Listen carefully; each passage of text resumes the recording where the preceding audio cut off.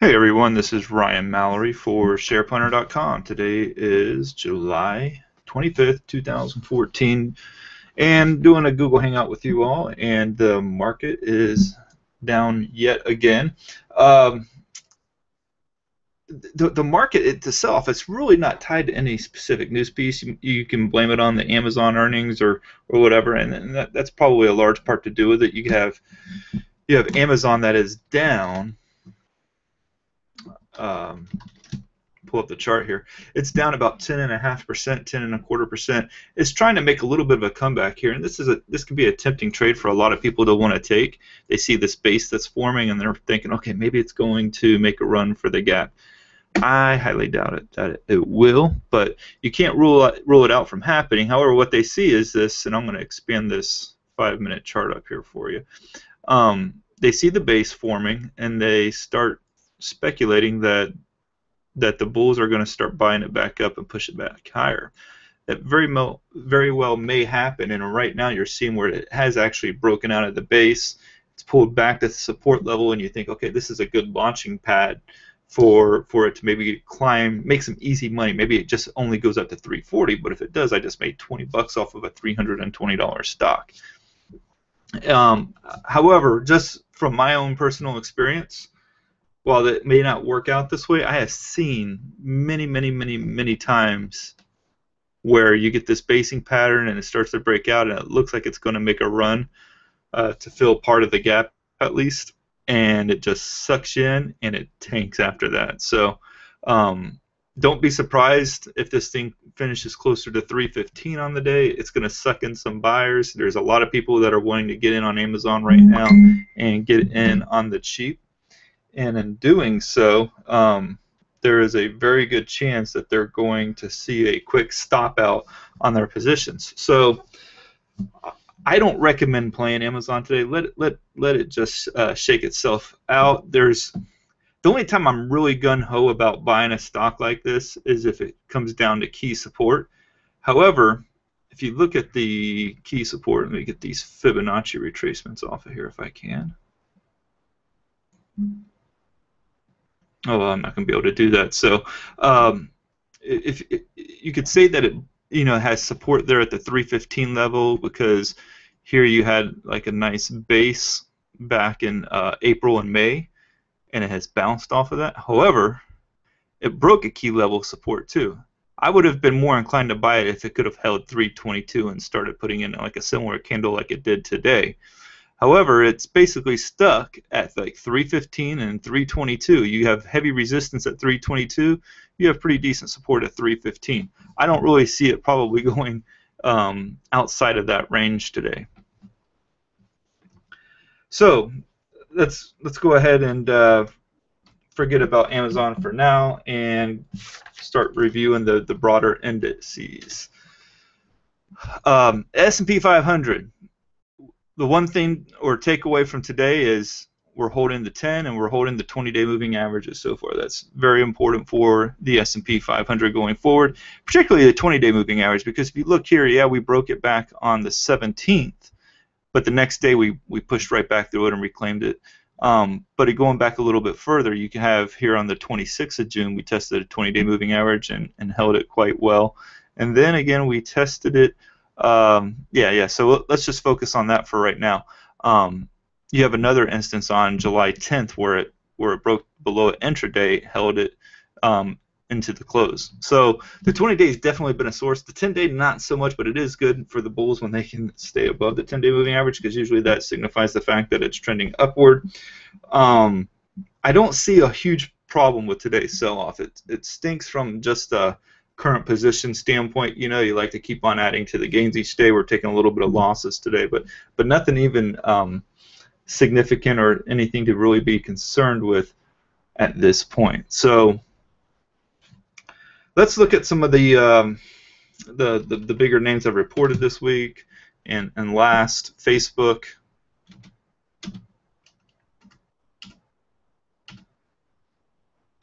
Now my charts are just deciding to freeze up on me. Thank you, TC2000. Let me see if I can pull up the rut here. I'm just getting blanks.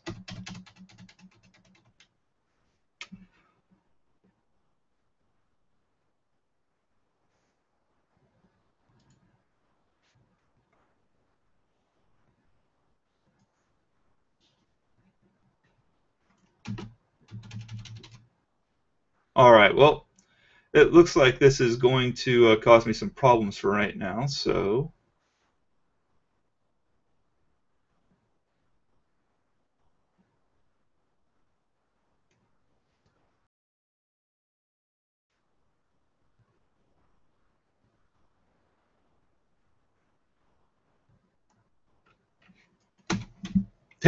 oh, all right. I guess it took them a while to pull up some of those prices there.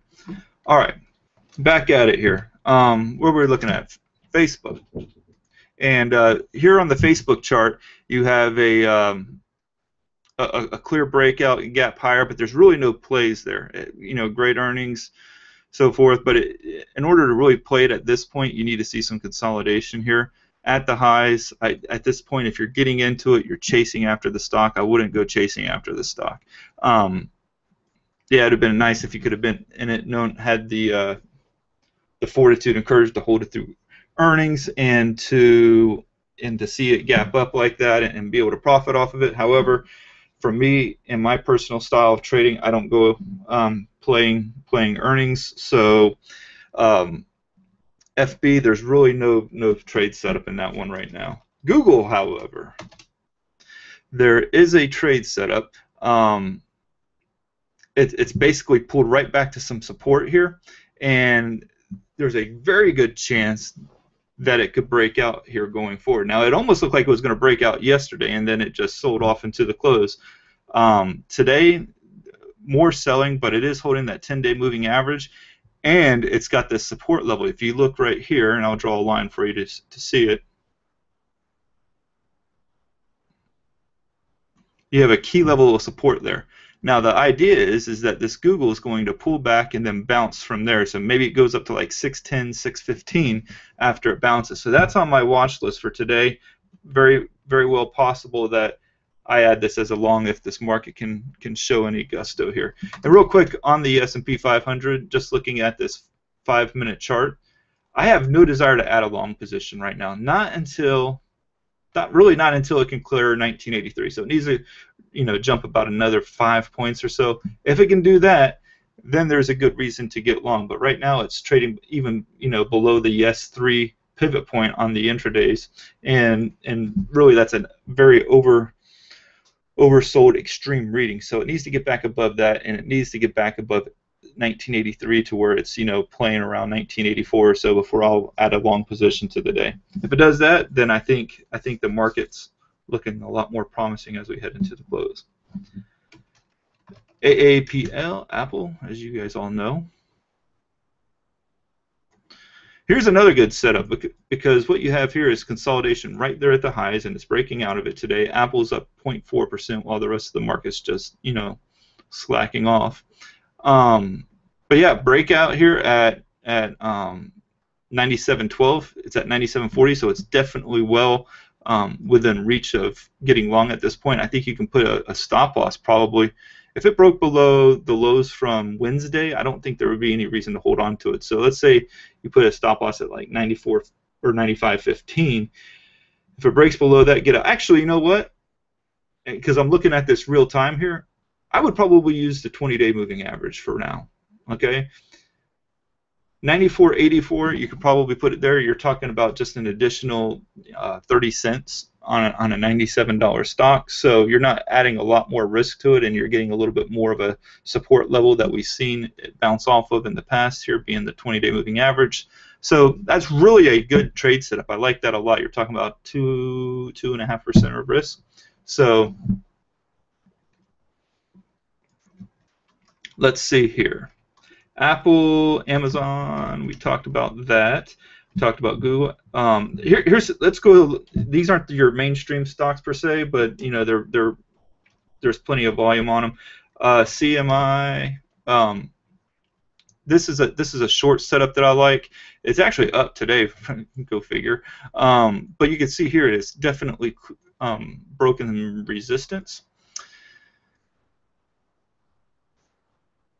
And you can see here, it's actually giving you, with this little pop today, a great entry price. So if you can get in, as close to 151 as possible, you're in